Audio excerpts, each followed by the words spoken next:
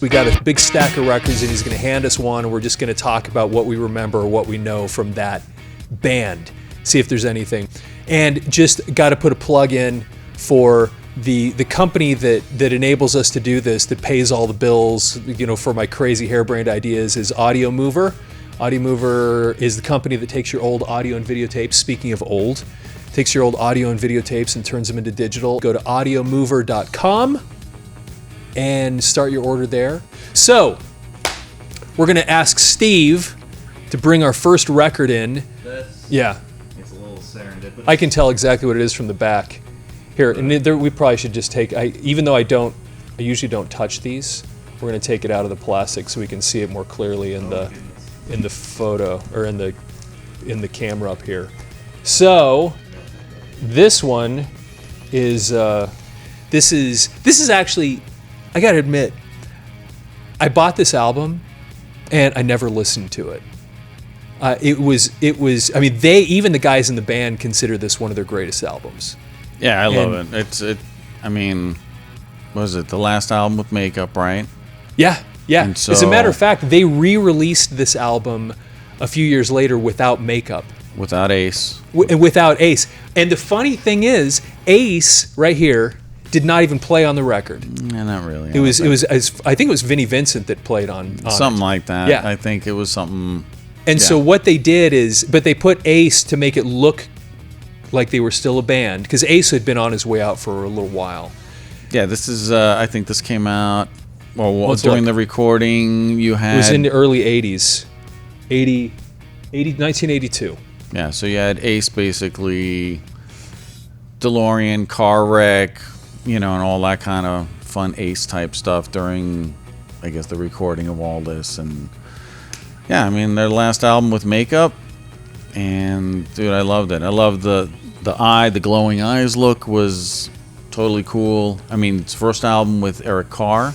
I mean, second, if you want to be technical, because this is the one. This was right after The Elder. It was right after The Elder concept album, which was that's its own. Produced by Bob Ezrin, and if you listen to them talk about it today, yeah, they were like, mistake. It was funny because I remember going to the store and seeing The Elder and going, what? I didn't even know that it ever came out, and I saw the Kiss logo, and I saw this, and it was just this really, really terrible concept album. Yeah, no, my cousin had, he's the one that kind of got me into Kiss and all that, and he had everything.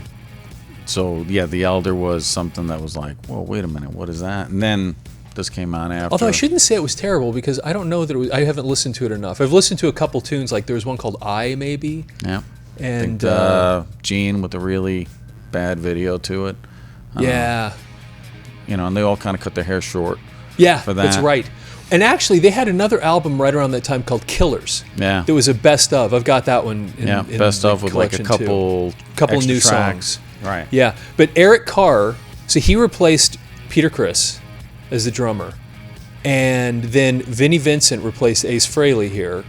And then they went on to release the one after this. I absolutely loved. It was their first one without makeup. It was called Lick It Up, right. And it was amazing. I mean, I actually thought that was one of their best albums. I didn't love this one, although they still play the song "Creatures of the Night" in concert. At least they open. I mean, the couple times I song. saw them, "Creatures" was their opening track. Like Deuce was in the olden days, but when they would first. In the early days, the early days, yeah. Creatures was their opening number for, I think, Hot in the Shade tour and a couple other ones that were. You went to that concert. I know, because you sent me a T-shirt. I didn't go on that tour. I didn't see them. So that's a gift I don't remember that I guess keeps on giving. It's good. I've got it in a bag in the storage unit somewhere. Let's flip this over real quick to see. Because when they re-release this, it's so funny because Vinnie Vincent played a lot on this album, I believe. They put Ace's picture, who didn't play on the album, and then when they re-released it, they put Bruce Kulick's face on it, which he had nothing to do with the album at all. It was like they just erased Vinnie Vincent from history, like he never existed. So then here's the back, kind of unimpressive, and the songs that people would know. Actually, this is interesting. So Creatures of the Night was cool. I Love It Loud. I thought that was a stupid song, personally. I shouldn't say that, I guess, but I didn't like it. It seemed kind of like silly. I Love It Loud. I don't know, man. And it was like one of their anthem. Yeah, it's that anthem type of thing that Gene's always kind of looking for. Yeah, Paul. people love the song. I just was never, I always thought, You know, for me, obviously, I Still Love You is a great slow ballad. Yeah, that's good too. Great solo in there. Actually, you know, it's great solo. Guitar solo in there. War Machine, just a heavy, nasty here's song. The thing. Do you know who wrote War Machine? Tom. This is interesting trivia about this, and I think they also helped write Rock and Roll Hell. I'm going to look this up real quick. Let me open this up. Let's go ahead and look on the inside. This is just typical Casablanca. Was this still Casablanca? Yeah, it was. My gosh, they were still under that label. They switched over to Mercury, I think, for Lick It Up. Yeah, they were in a different label. Now check this out. So I'm going to pull this out. You'll find, if you didn't know this, you'll find this really interesting. And this is what we did as kids, you know, or you'd get an album, you'd look at the names, who wrote it, because you get the credits on there. It's Okay, take a look at who wrote War Machine. Yeah, my eyes are not that good, man. I didn't know I had to bring my cheaters. My arms aren't long enough. I will read it for you. Yeah, I can't even see that. So too small. I have to take my glasses off to actually see it. So G. Simmons, B. Adams, and J. Valance. Do you know who B. Adams and J. Valance are? I'm going to say Brian Adams. Brian Adams of pop music fame helped write that song, and Jim Valance, who was Brian Adams, I believe he was his co-songwriter on all of Brian Adams' stuff. Those guys worked with Gene Simmons and wrote the song War Machine, which actually they still play that one too. I think last time I saw them on tour they played, and that's my son's his favorite Kiss song. I think is War Machine. Let's see if he. And see then here it's V. Cusano. Was that Vinnie Vincent? I think so. So he's actually a co-songwriter on a couple of these things. And yeah, it's all the rest of this stuff is Paul Stanley and Gene Simmons wrote it. So anyway, that's a cool album because it was like you said, I think this was the last one on Casablanca because that was a kind of a disco label back in the 70s, but that's what gave them their break. That's the company that gave them their break, and anyway, that was the first company they were with. Yeah, I think that's they made Casablanca pretty much. I think it wouldn't have exactly. I mean, that's why they were with them. And Bill Aucoin is the one that got him that. And Bill Aucoin, even though he represented other people, Kiss was paying all the bills, and they put Casablanca on the map. Really, there was another hit that came out of Casablanca, or another band. I don't even remember who it was, but there was a couple of groups that were with Casablanca. So, is there anything else interesting about this? Yeah. Anyway, this is still they consider. If you listen to Paul Stanley, you got the Neil Bogart, who was the founder of Casablanca Records. That gave them their break. Yeah, that's right. So that's cool. I mean, it's a great album. I think it's heavy, and that's why I like it. And that was the thing; they were trying to get back to their roots, some of that stuff, thing, that heavy thing that they had. Because what had happened is they'd detoured a little bit, especially when they got to Dynasty. Now, I actually love that album. I love Dynasty. I mean, I Was Made for Loving You, still one of my all-time classics. Sure. And I don't think Paul Stanley doesn't seem to like how they produced it because it wasn't heavy enough. I love how it was produced. It sounded totally disco, but I absolutely loved that album and that song and the whole thing. I thought Dynasty was incredible, and they didn't, but they started losing some of their fans because they started having these kids, more and more kids showing up. They were in costumes at that point, I mean, they were always in costumes, but I mean, it became like Vegas, and they started looking a little bit silly when that album came out. And then, of course, they did Unmasked, and then The Elder, and then at that point they go, we got to get back on track. But still, even though they really thought they did it, it still didn't do really well. I mean, as far as sales go, it wasn't until Lick It Up that they got it was back. Unmasking, which you would think Unmasked would have been unmasked, but it was nothing but a bunch of cartoon squares with them pretend anyway. So, all right, so there you go. Album number 1, Creatures of the Night, Kiss. There you go. All right, Steve, let's get album number 2. See what else you can throw at us to visit about. Yeah, Kiss.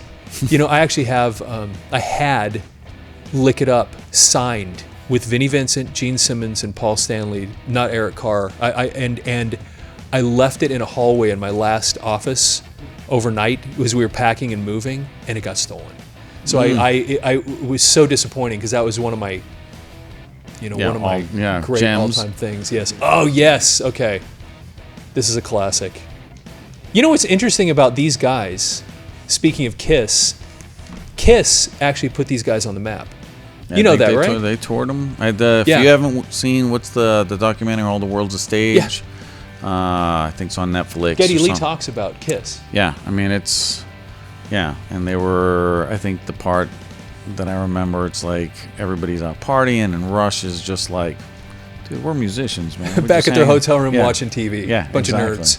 Bunch of nerd musicians, yeah. That's a great documentary. I mean, obviously, rest in peace, Niel.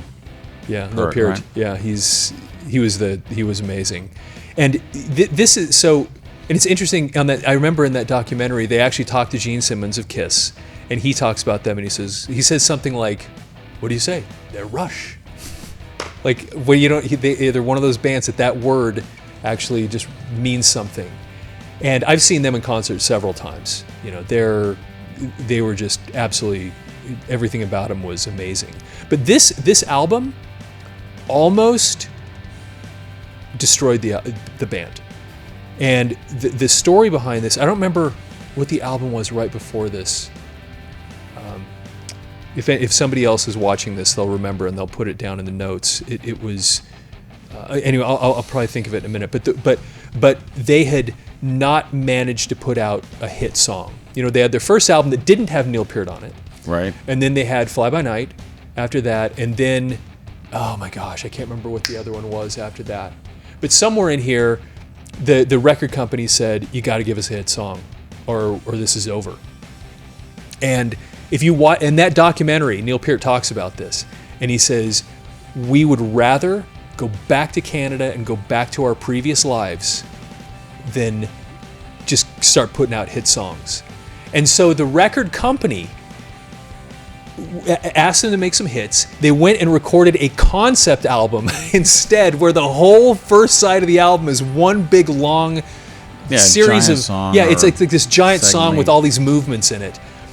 And the story goes that they played this for the record company, and they were seriously upset with these guys that they just threw it back in their face and said, no, we're not going to do this. What are you sending us? Yeah, right? And they thought that this would be their last tour, that they'd go tour on this thing and then it'd be over. Because when you haven't put out a hit song and what you put out instead is a concept album, I mean, it's like crazy. Yeah, they're thinking we're going out on our own terms. Yeah, right? Exactly. That was their attitude.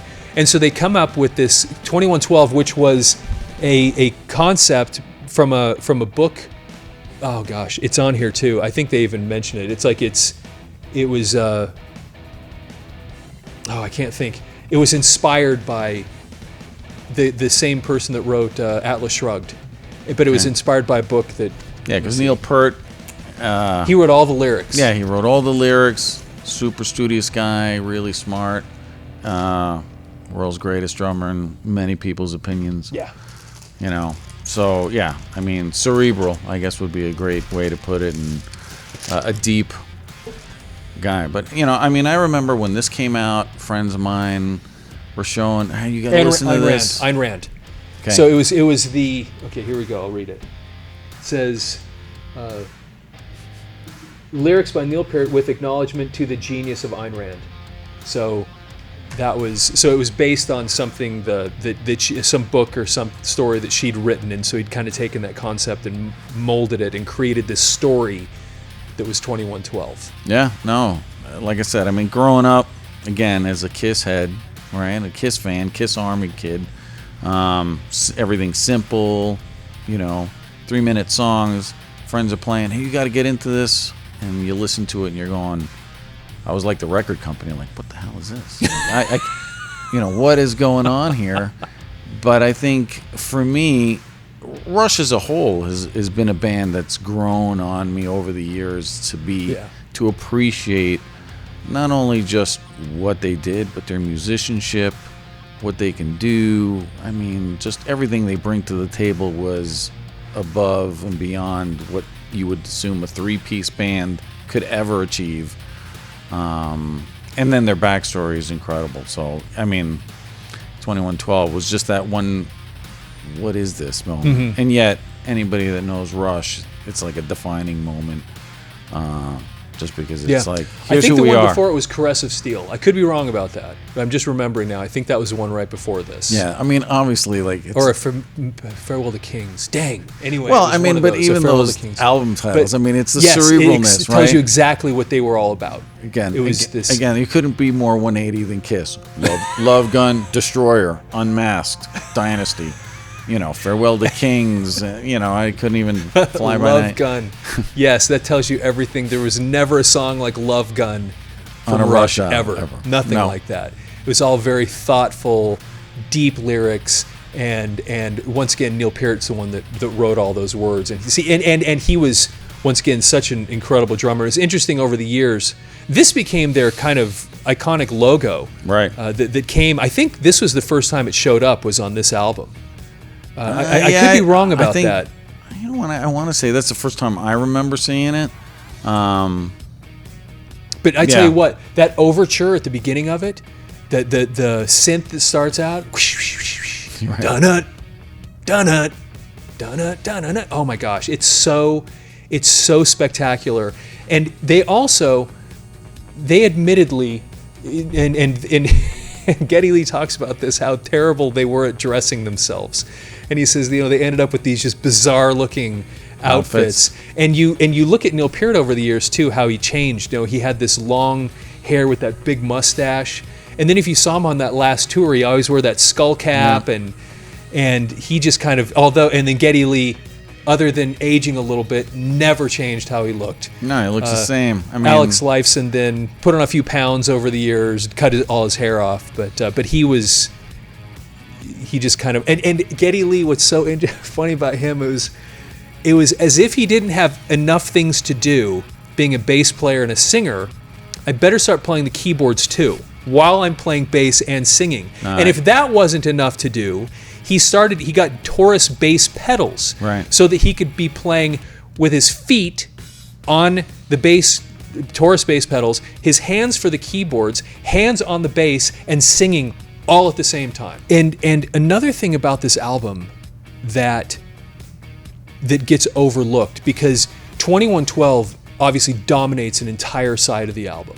The first side of the album is just this one big long concept. And it's actually, the story is so cool. It's this kid that finds a guitar in a cave or something like that, and then he gets so excited that he found this and he wants to share it with the people, and then he goes to like the elders or whatever they are and shows them this, and they're like, that's bad, you don't play the guitar. And so then not to be confused with the Elder album we just were talking about with Kiss earlier. Yeah, No. this was different elders. These are no, it was we are the priests. We are the priests of the temples of Syrinx. I think it was. We are the priests of the temples. Oh my gosh, it was so great. I remember this very record, being in high school, sitting in my room listening to that storyline. But what I was going to say, the thing that we overlook because it's so dominated by that song, is this song right here, A Passage to Bangkok. I heard that song, I think, before I heard any of the other songs, and I heard it on, I think it was called, was it Exit Stage Left, or there was another live album before that, and a friend of mine played it for me, and that live version of A Passage to Bangkok, the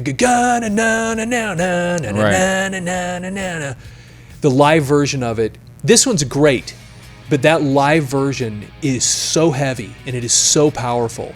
And that was my introduction to this album, was actually that song first. And that song is just awesome. So it gets overlooked a little bit when you consider this big, song 2112, but that in its own right was one of their greatest tunes, I thought, Passage to Bangkok. So Rush 2112. 2112, nice. Okay, moving on. Let's get Steve over here. Throw one more record at us. Yeah, that, I tell you, I played the beginning of that opening stuff, those first 2 songs. Geddy Lee's voice, man. Oh my gosh. Yeah, no. Come on, that's why they're rushed. It was, yeah. I mean, it been was around so for great. 30 years or whatever. Or more than that. Well, yeah, they hit right around like the same time that Kiss originally. Early 70s, yeah. Yeah. This is going to be a fun one. Oh, I know what this is right off the bat too. It's not what I thought it was at first. This, yeah, because there have been other albums that this could kind of be confused with. Do you know what this is? I'm going to say Spinal Tap. That's exactly what this is. This is Spinal Tap. How much more black is this cover? None more black. Okay, there you Yeah. go. Yeah. And it goes to 11. This one does, yes. This is a classic. Now, what's funny? This album, this movie. If you haven't seen Spinal Tap, everybody that's ever been in a band can quote most of this album, and then anybody that's ever just loved rock music, when you watch this, it's so painful.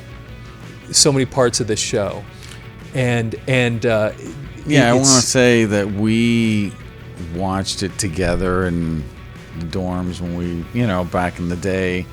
And that's, I think, I want to say that Spinal Tap, the movie, I watched it the first time with you guys. You guys were quoting it, doing whatever. And, but none more black. Right? This is one of the early kind of mockumentary style movies. There you go. And it was basically this band that was called Spinal Tap. And when you watch the movie, especially if when you were younger like me and and I watched the movie for the first time, I didn't know that it was a spoof. Yeah, you're thinking it's real. Why this have is a I real never band. heard of these guys? Yeah, Why have I right. never heard of this? And then you see some people in the movie that you go, that looks just like Billy Crystal. Yeah. And you see all these other people like what's his name that was in David Letterman, his band leader. I can't think of his name. Because he was with the glasses. Paul Schaefer. Paul Schaefer. Paul Schaefer was in the movie, and he was this record promoter. And these guys went to this record signing, and he's the promoter there, and that's where I thought we had a relationship. That's where that line comes from. Was Paul Schaefer. And so they're sitting there in the record store signing records, and no one is there to sign the record. Yeah. And then except you see one guy sitting over there going through records right next to him. They have 1 million copies behind him. It's such a great movie. But the story behind this, if you haven't seen the movie, the story behind this record, the reason there's nothing on it, was that they had in the movie their next album called Smell the Glove, and they give a graphic depiction of what was going to be on the cover of the album. They found out that I think it was Kmart or some of these others wouldn't carry the record because it was so profane or whatever. So they replaced the album cover with an album cover that was just nothing but black. Nothing. Right. It had nothing on it, no writing, nothing. Kind of playing off, what is it, the Beatles' White Album? The White Album. Something like that. Yeah. It was. I think it was that same idea. That's where they got this. Yeah, exactly. So it's going to be the Black Album. And so they had, when they bring the albums into the band to show them the new release, Smell the Glove is here, Smell the Glove, and then they walk in and they're all rehearsing, and then they open up the box and they go, looking at this, like, is this a promo version or whatever? And they go, no, that is the cover. It's pretty hysterical. So when they put out the soundtrack, which is what this is not, it's the band Spinal Tap, but they're a spoof band. Right. This is the soundtrack. And they spoofed it by doing the actual just all black cover, although it does say it on the side. This is Spinal Tap. Gotta have the UPC code. Yeah, all the stuff that you really need to have. And then if you open it up here, these are all the songs from the movie, the hysterical songs like Cups and Cakes. Heavy Duty is the Heavy Duty, Hellhole. All bass, right. Big Bottoms, where they're all playing bass. That's Big Bottoms, the all bass one, right. Yeah.